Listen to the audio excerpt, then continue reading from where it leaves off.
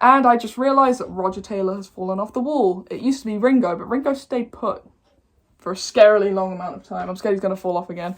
But Roger Taylor's now missing, so let's put up a wanted poster for Roger Taylor, because I can't actually find him. Hello everyone, and welcome back to a new episode of Prog Mondays. Today I'm going to be talking about my favourite progressive rock debut albums. For me, debut albums are very interesting. So I either find that a debut album is basically just a band starting up, trying to figure out their sound. Maybe it's one of their weaker albums and, you know, it just kind of kickstarts like the journey into what they were going to become. Or you could just have a debut album from a band that, you know, has a great start, a great kickoff into a discography and ends up being a very iconic album within the music community, prog community, whatever you want to talk about. I've not got as many vinyl as I do CD for this video, so just before I start, this video is going to be 2 parts. I'm sorry, but it is going to be a very, very long video, and I'm sure you don't want to sit down and watch 45 minutes of me chattering about debut albums. So I'm going to split today's video into 2, so today's will be the first half, and next week's will be the second half. You can stay tuned for that. So I think, on that note, we can get started. Most of these you guys will probably have heard of, some of them maybe not. This will be interesting. I hope you pick up some new recommendations from this. Okay, so what I've done is I've split the vinyl in 2 and the CDs as well. So I had 5 vinyl records of debut albums because I don't have those ones on CD yet. So I've put 3 in today's video, and for the CDs there were a lot of those. So I've got about 5 or so CDs to talk about, so I'm going to do 9 in each video. I will start with the CDs today because they are smaller. So the first one here is Very Heavy, Very Humble, and this is by Uriah Heep. Now, you're probably noticing that this front cover is a bit weird, but this is from that box set right there, the 50 Years of Rock, and what they did is they blended the first 2 Uriah Heep albums together, so they are both on this album, and I don't have it on vinyl. So this is the only one I can show for you today. This is a great debut. I mean, they kick it off with Gypsy, which is such a great hard rock track. I remember when I first heard this, I was in the car or on the train or something like that, and it was just so raw and the energy was great, and I've just loved Uriah Heep ever since, and I've been looking into their discography a lot at the moment, actually, thanks to that box set.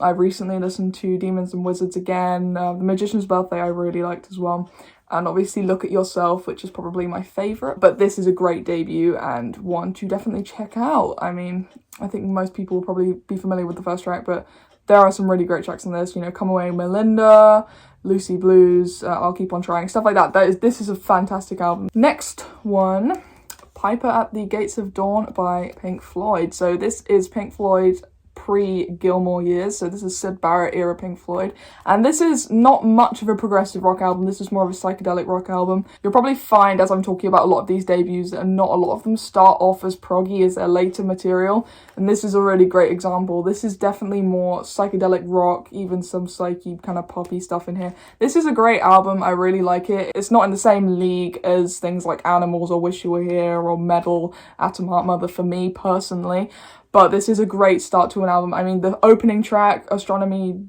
Domini, I don't know how to say it. It is a fantastic track, and, you know, Interstellar Overdrive, Lucifer Sam, The Scarecrow. I've been listening to The Scarecrow a lot lately, actually. This is a fantastic start-out album, and one to check out if you haven't yet, although you probably have, because it's very well known. Syd Barrett is a great frontman. Next up, we're going to jump a couple of decades now from Piper at the Gates of Dawn, and I'm going to talk about Script for a Jester's Tear by Marillion. Now, this is my favourite Marillion album. This was released, I think, 1983? I want to say 1983, because I think Misplaced Childhood is 84.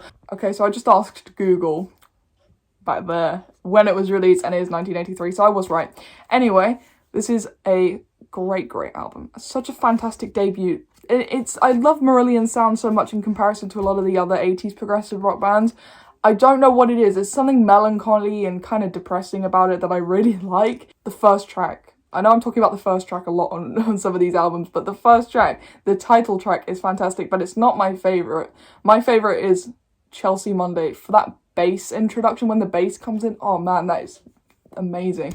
And I just love Fisher's charismatic vocals. You can definitely tell it's very Peter Gabriel Genesis inspired, but not too much that it's copying.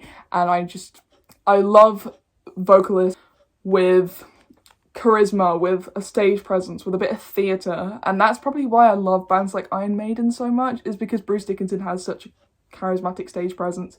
But that's besides the point. I absolutely love this album, and I love Marillion. I think a lot of people have asked if I like Marillion. Yes, I do. I love their first 3 albums. This one, Misplaced Childhood, and also Fugazi. I am really into Fugazi at the moment. I'm loving that, but this is still my favourite. Right, moving on to possibly one of the greatest debut albums ever to ever debut, and that is the Gentle Giant debut album. This is a very iconic album cover, I think, not just in the prog community, but in the general music community.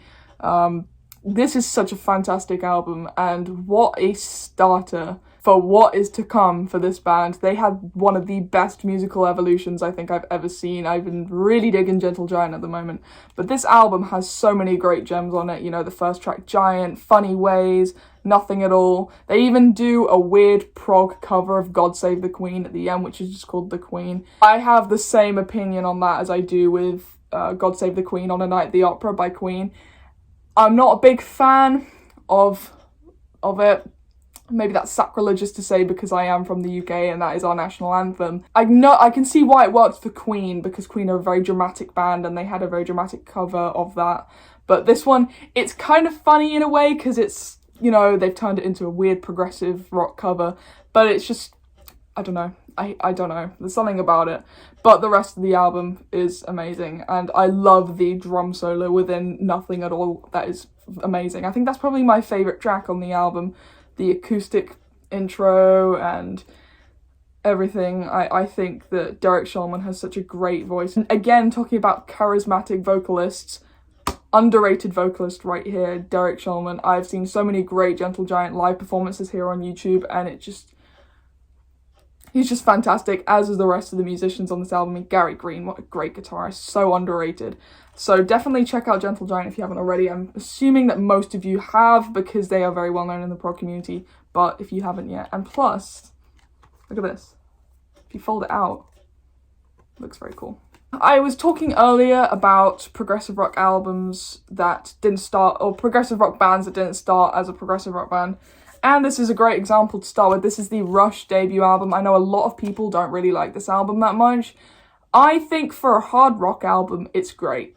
All prog aside, from everything that I know about Rush and all the stuff that I like by Rush, put it aside for this album. It's not my favourite Rush album. It's not close to my favourite Rush album, but it is a very, very good album for a hard rock album. I mean, Working Man, such a great, great track.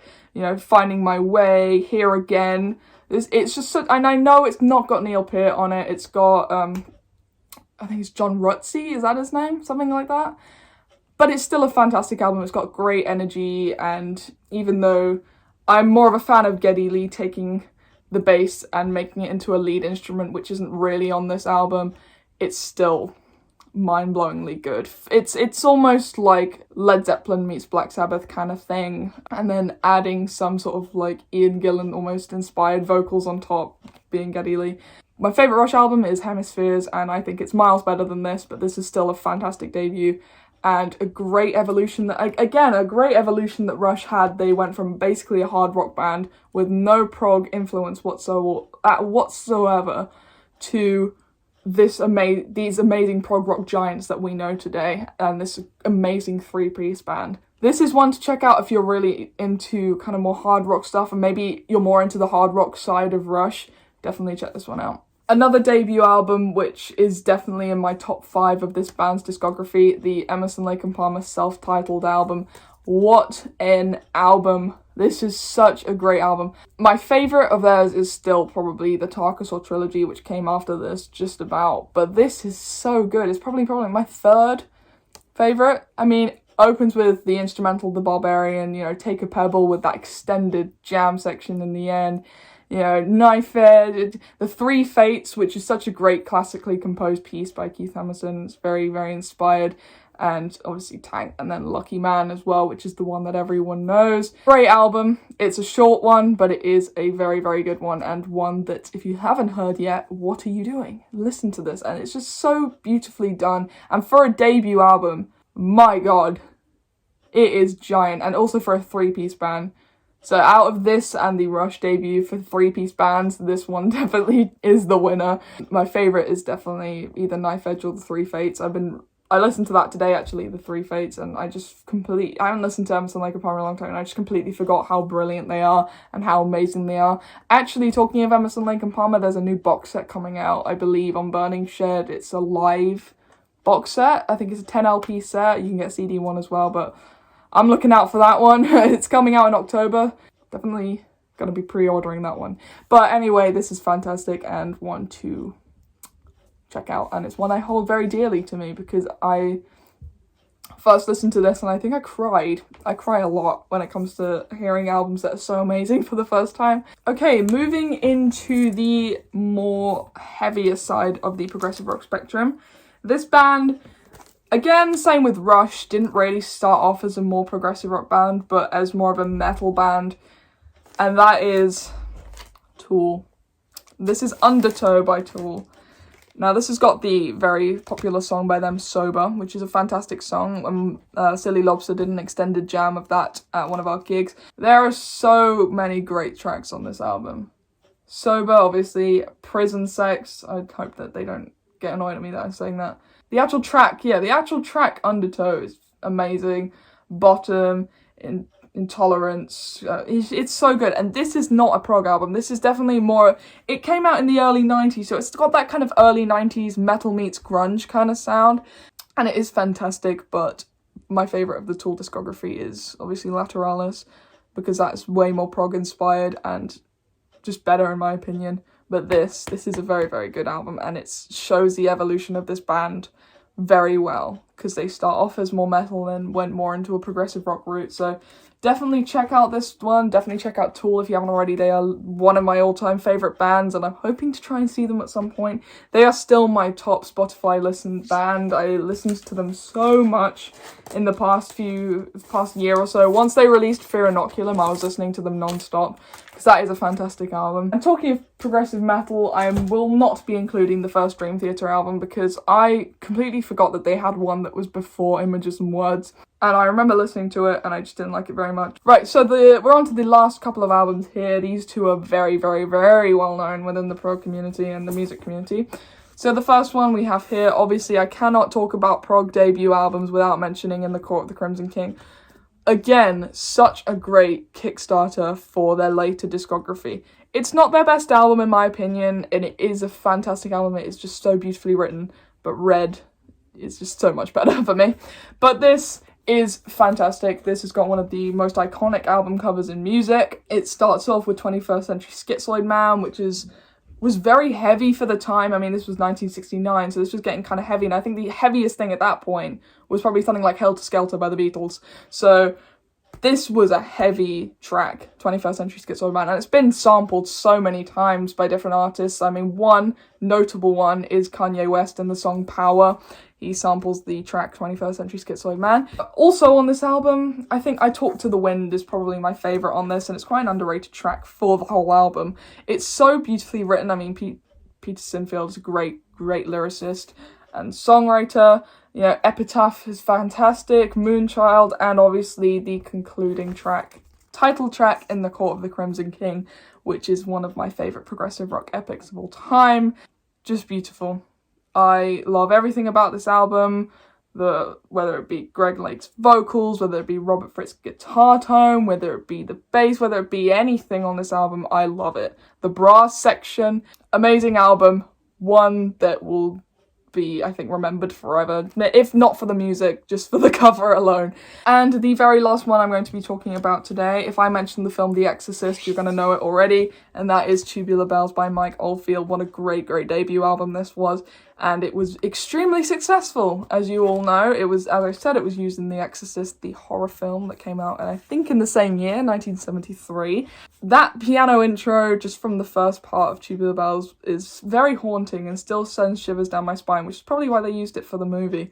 My favourite bit of the actual first part is the end. The like build up when all the music starts coming, all the musicianship, all the instruments start coming in, and it all builds up to this one amazing thing, and then with the tubular bells at the end. So good, so amazing. And it's got bits that are dark, bits that are more light-hearted, and everything about this. I'm more of a fan of the first part, if I'm completely honest. This is a very good album, and a very well-known one. Anyway, so that is the first part of my debut album series. The next part will be up next week.